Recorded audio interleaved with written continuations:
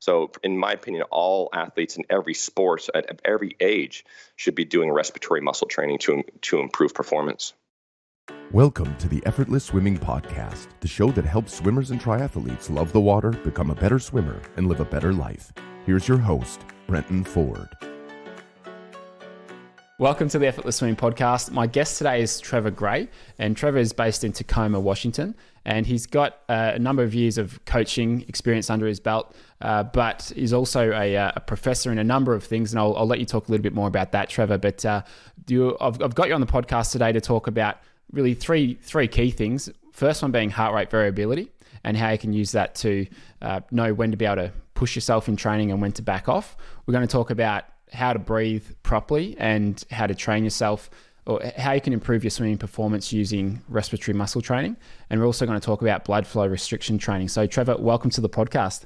Brenton, thank you very much for having me. It's good talking with you. So you have coached swimming for quite a number of years, but now you're a professor in a number of things. So can you talk a little bit about that and your background, and I guess kind of what gives you the credibility to talk about all this stuff that we're about to talk about? Well, first I've been there. I've done swimming and I've done triathlon. And so I think, not that those who haven't done the sport can't coach, but I think it just gives you a level of understanding and connection to the athlete that perhaps they couldn't think about, or perhaps they couldn't connect to the athlete with. So I'd like to think I have this well-rounded picture of what the athlete is going through, not only by doing it, but then going back in an older age and learning the science about it. And so, I'm a professor of anatomy and physiology and nutrition at Tacoma Community College. I just started doing that. I've been there a couple of quarters now. And then I'm still have my finger in the coaching pool. I'm not coaching full-time right now, but I am monitoring the physiological adaptation to training through heart rate variability with a number of amateur and professional athletes. Let's go straight into the heart rate variability. So I've talked a little bit about it with another guest on the podcast probably 12 or 18 months ago. For those that have maybe heard the term but don't know exactly what it is, how would you sort of sum it up to people? So stress is cumulative. Every day we have symptoms of eustress and distress. And eustress is good stress, and distress, of course, is bad stress. And the brain doesn't particularly know what the difference is in terms of distress. So if we're having an argument with our significant other, and we're training, and we are late for work, and we have traffic, that is cumulative, and that shows up in the expression of the sympathetic or parasympathetic nervous system that comprises our autonomic nervous system. And when we have too much stress, too much sympathetic tone, that can be measured through heart rate variability. And what it is you measure in a QRS wave, when we see those medical shows or movies and people are hooked up and you see the beep, beep, beep, beep, we can measure the time domain between the peaks of the R part of the wave. And then we collect data on that and do a bunch of number crunching, and that has been associated with your sympathetic and parasympathetic nervous system. And so I can literally monitor the accumulative stress of athletes and people who don't work out to make sure they're positively adapting to the training. And how would someone go about taking this measurement? Well, it's free. You could do it on your own. I mean, you got to buy a couple bucks for an app. It does take someone, in my opinion, with experience and training under it to really interpret the data. But there are a number of companies out there that can take heart rate variability. The wearables have not been validated yet in terms of measurement. I know the Oura ring, I think the Oura ring, is that how you pronounce it? Yeah. I think that one has been validated. I'm not aware of any other full-time 24-hour wearable has been validated. You can use a chest strap to measure heart rate variability. And then, of course, it has been validated to take a measurement on your smartphone through the camera. That has been validated against the gold standard, which is in the laboratory measuring heart rate variability. And traditionally, you do it upon first thing waking in the morning. Your sympathetic nervous system will suppress itself during sleep, ideally. And then right when you wake up, it will present itself. And the level of presentation of your sympathetic nervous system can give you a window into whether you're overtraining or not. And is it a sign as well of, let's say someone's training 3 times a week and it's all pretty steady, is it also going to show that whether they're maybe stressed from work or something else, and that stress is getting to them so that they might be best to take that session easier? Is it a sign of both, all of those different types of things, or is it just training, overtraining, or whether you're coping with it? No, actually undertraining as well. So yes, it will show you whether you need to take an easy workout or an easy day. It tells you whether your physiology is ready to accept the hard training or not. And if on a particular day, if it's ready to accept the hard training, then yes, you would proceed as normal and do the hard workout, or even change it up. When I had a recovery day, my physiology suggests that I'm ready for hard training. Let's go hard today.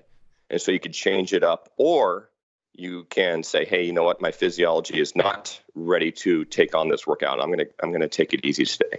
So it could tell you if you're over or under training.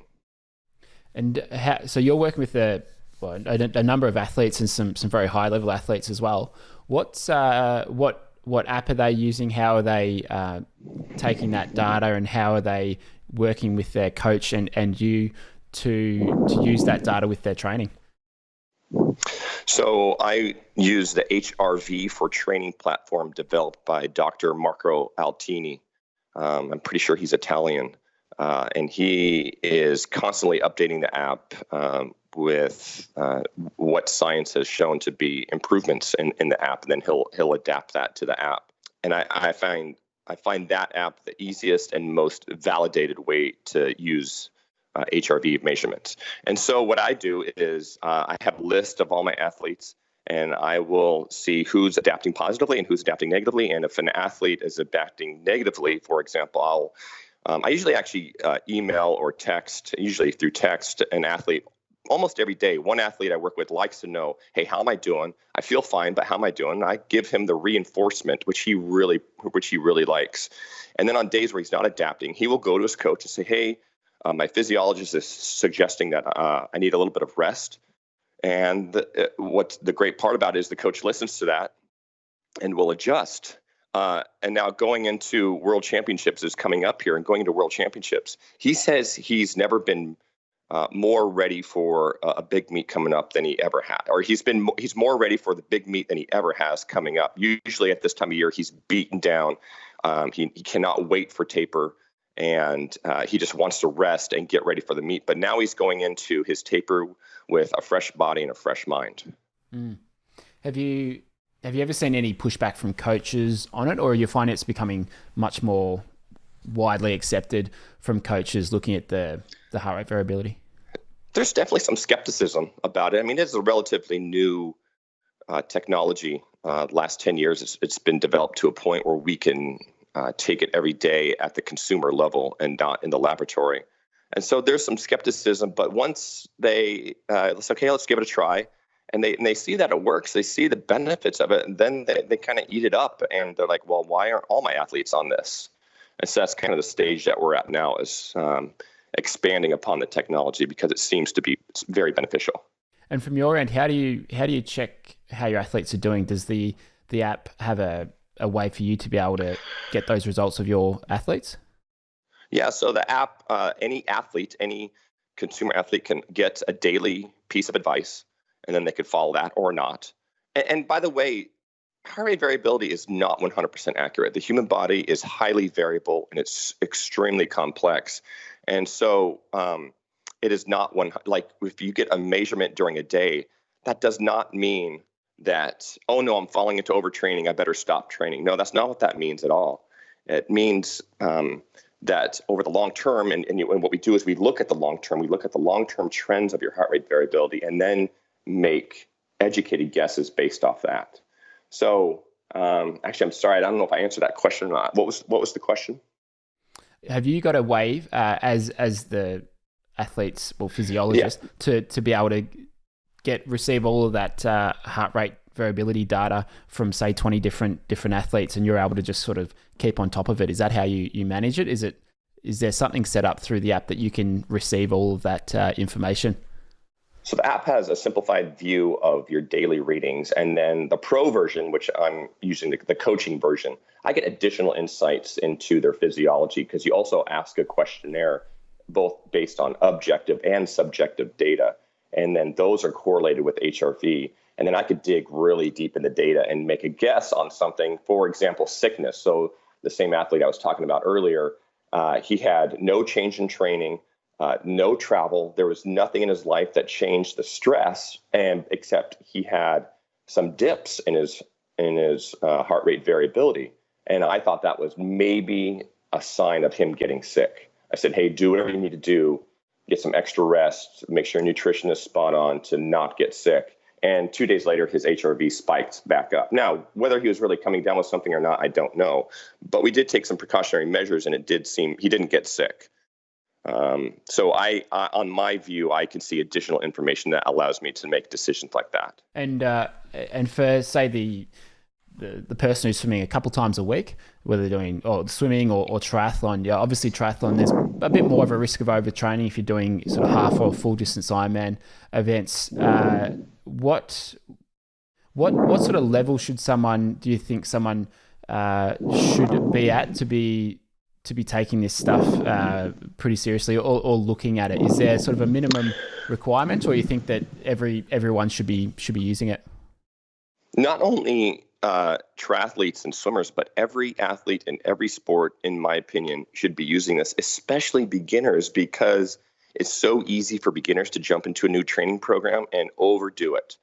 And then we get people who are injured or frustrated, or and beginners can accept different amounts of stress. So one beginner has to really ease into it, and some beginners, they could actually ramp up their exercise volume and intensity fairly quickly. And so in my opinion, we are still in the dark ages of coaching in every sport, and this HRV, heart rate variability, is the first insight into training adaptation that is non-invasive that we have. So in my opinion, every level, every sport should be using it, including kids. At what age do you feel like they should start using it? As soon as they're doing 3 to 4 trainings a week, and they're getting a little bit more serious. So hopefully, 15 and over. I would hope that 12-year-olds aren't that serious, but we both know in some sports parents are having their 12-year-olds be serious. Yeah, gotcha. Absolutely. So, so heart rate variability is the first one there. So HRV for training, that's the one that I've seen before, and I've got a good friend who's a high-level coach, and he's got a number of athletes on the Australian team. He does basically what you're doing with a bunch of athletes. So he has all of his squad using that app every morning. They wake up, they get the HRV in the morning, and he can see that, and he can have a look and see whether or not they should be adjusting their training or not. So I think it's there seems to be a big movement towards it, which is great.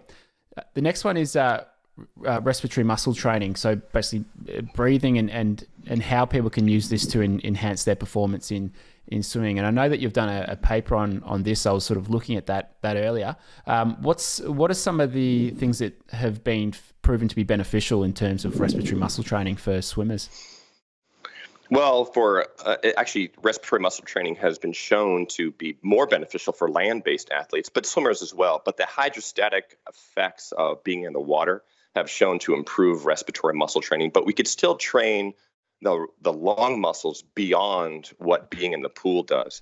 And all respiratory muscle training it's the same thing as just going in the weight room and lifting a weight for bicep curls. You're training that muscle to improve its strength and resilience, and to reduce injury rates in that muscle. Respiratory muscle training does the same thing. And you can't put weights or dumbbells or plates on the breathing muscles, but we can do respiratory muscle training to have the same effect as being in the weight room. So what are some ways, what's one example of a type of breathing you can do to strengthen these muscles? Well, there are a number of apps out that you could just do some breathing exercises, number one, but respiratory muscle training provides resistance against the inhale and exhale. So you have to forcibly concentrate on trying harder to breathe. And these devices, you have to have a device to do it, have different levels, they're different settings so that you can increase the resistance you have on your lungs so that over time, just like in the weight room, over time, you can increase the strength of your lungs. And studies have shown that you get enhanced performance. One big one is reduction of perceived exertion. So for a given level of effort, those who have done specifically inspiratory, which is the inhale muscle training, have lower levels of exertion at a given VO2 max. And so you're talking about things like the power lung things like the power lung, which basically just restricts the breathing. And is that more strengthening the diaphragm than anything else, or a number of other muscles as well? So there's three muscles that work in breathing. Basically, yes, the diaphragm is one, and then the intercostal muscles, the external and internal intercostal muscles, and inspiratory muscle training works the internal intercostals, the breathing muscles. But you can also work on the exhalation too. The problem with exhalation is you can get a little bit dizzy when doing that. When you have that drop in thoracic pressure, you can get dizzy. So really, respiratory muscle training consists of more inspiratory or inhalation muscle training. And yeah, power lung is one. I use the Power Breathe, and full disclosure, I am not sponsored by any company, or I'm not sponsored by HRV for training or Power Breathe. I use these products willingly and freely. So yeah, I use the Power Breathe. I think they're out of the UK. Yeah, I remember, I think it was probably 10 years ago. I remember my dad bought one. He was my swimming coach back then, and and we used it. We just sort of, I was a bit younger then, so we just used it for a bit of fun, but didn't really have a training program around it. But it's quite tiring. After 1 to 2 minutes, you're starting to feel like, all right, I'm ready for a rest now. So it's how long do you do it for? Well, and you can do it for 1 to 2 minutes, but the research was studying two modalities of use. One was for 30 minutes, which to me seems way too long. One that's more applicable is twice a day for 30 breaths. So you would do 30 inhalations twice a day, morning and night, and that seems to improve performance in those who are using it compared to controlled groups. I've been using it for a while now, and not only does it seem to have me warm up for the day, it feels really good to morning just wake up your lungs.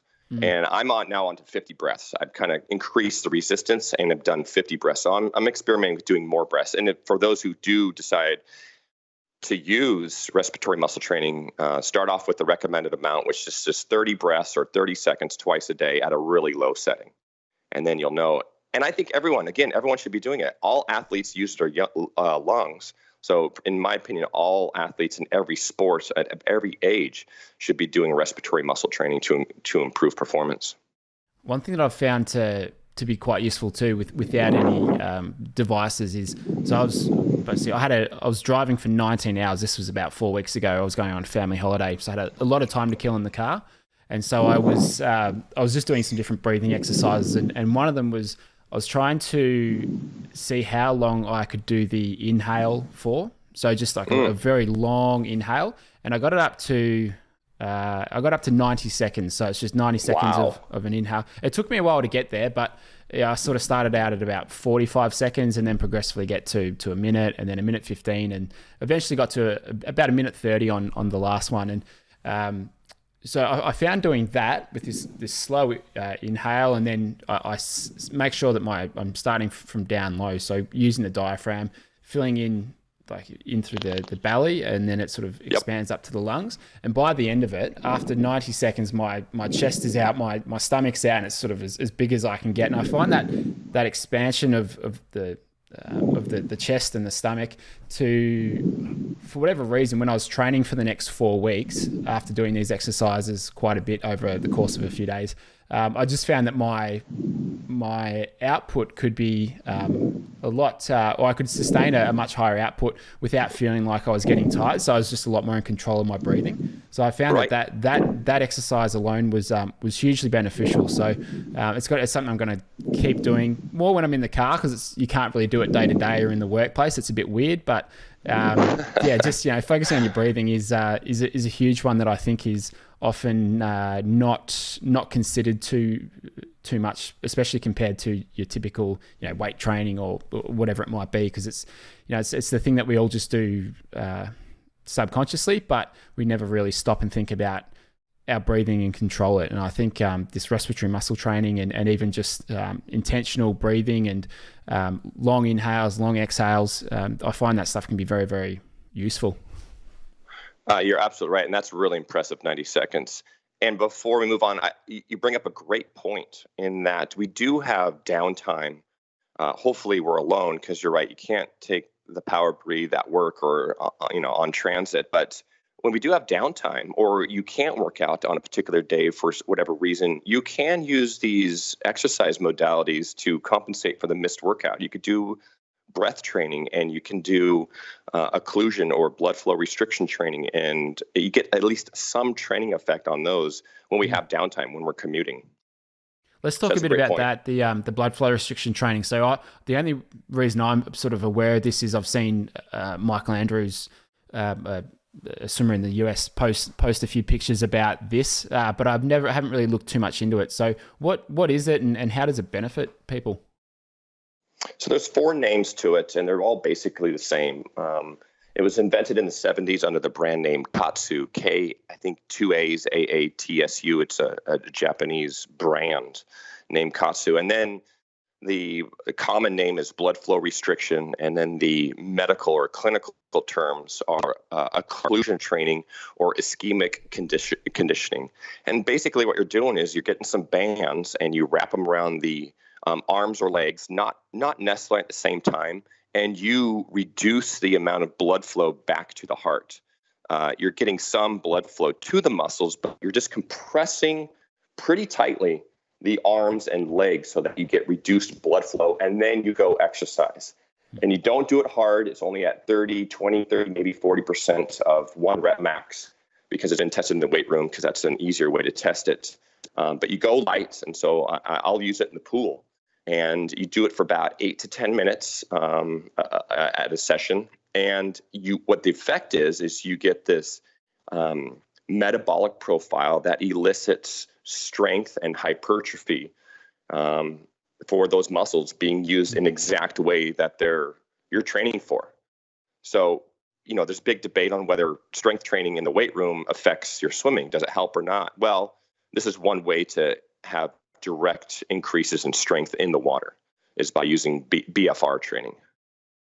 So you'd put it at the top of your arms, kind of just a little bit below the shoulders there. Is that right? Or correct. And then with the legs, would you put it at the top of the thighs or near just above? Okay. Absolutely. And the one Michael Andrew uses is quite expensive, and it's probably the most effective, but it's really, they have extra resources, but it's air compressed, so they could dial in the exact pressure that they need for any particular exercise that they're doing. So they can go a lighter pressure or a stronger pressure, whereas the bands that you could buy online for $20-$30, I think I use, they're called BFR bands, actually. They have a number on them that you can use to dial in how tight you want these straps. And you get to the point where, man, your arms are heavy and you could barely get your arms out of the water, or you're barely kicking. And it feels like you're at the end of a race. So it simulates something like that. That's interesting. Right. And how often would you recommend people use it? I would say 3 to 6 times per week. What I've been using them for is I'll do my main set, and then I'll throw the bands on to kind of top off that metabolic profile that we get from doing a set, which, we call fatigue. But what's really happening is you get these metabolites from exercise that are used to then, remodel the body, and you go and rest and you get adaptation. And so I'll use at the end of a workout, and then I barely do any cool down, so that I keep that metabolic profile in my body for a longer period of time. Because if you do a long extended cool down, then you're flushing a lot of those signalers that cause adaptation to training. And you find it doesn't affect you the next session, so you don't feel let's say, heavy like you would if you haven't done a cool down after a main set? Well, if you are training twice in one day in a 12-hour period, let's say, then I probably would do it at the second session so that you can go home, eat, sleep, and recover. So I would save it for the afternoon session if you're doing doubles. But if you're doing one session a day, no, I don't feel it at the next session because I got that 24-hour window to recover. Yeah, interesting. So BFR bands, okay. And I do want to say that the safety of it is safe. I mean, people are like, well, aren't you going to pass out? And we're like, well, no. I mean, they're not around my neck, and so I'm not going to pass out. It's around the arms and legs, and you're not clamping down so hard that you're completely reducing blood flow. So don't go overboard on them and really reduce all blood flow. All you're doing is restricting blood flow a bit. And for those that do want to implement it, start off light, and you may not even feel anything, but start off for a week or two really light for 10 minutes, and then begin to crank down or increase the tension on the bands if you want. But that was started, they've done clinical trials in the elderly population who were sick, and they could barely lift weights. And what they did is they occluded their arms, and they gained strength and mobility back from occluding their limbs. So it is relatively safe. And in terms of what you've got coming up the next 6 to 12 months, is there things that you're sort of looking at, or what are you excited about in the next 6 to 12 months that you're doing and you're focused on? Well, getting athletes prepared for the Olympics coming up in Olympic trials here in the States is tickets went on sale today. So that's in 12 months. And the other thing I'm working on is the term recovery strategies, because when HRV is off and I tell my athletes, hey, maximize your recovery strategies. Number one, I know that they don't have recovery strategies. What does that exactly mean? And number two, what ways can we implement to increase recovery? So, for example, sleep is a big one to increase recovery. But sleep what? And it's been shown on a systematic review that sleep extension is the best way to recover more and increase your recovery strategies. And so I want to dive into that and kind of get a 24-hour optimized window of what we could do to train, recover, sleep, nutrition, and then you rinse and repeat for week in, week out, month in, month out. So by sleep extension, as in going longer than what you would normally do? Correct, yeah. And if you're getting average of 7 hours, well, let's increase it to 8 or 9 and allow the athlete to sleep in and not go to morning practice. Gotcha. Well, thanks so much for being on the podcast. And where can people find out more about what you're doing and get in contact with you? What are your social media handles and website if you've got one? You can look me up personally at Trever Gray on Instagram. But my professional website is streamlinedswimcoaching.com, and that is also on Instagram or on the World Wide Web. Awesome. Thanks very much, Trever. And I'd be keen to have you back on and hear more about how some of these guys go up to the Olympic trials and qualifying, and how you go with all of the heart rate variability stuff, because I think it's a really exciting thing to look at, especially for those people who are training a lot.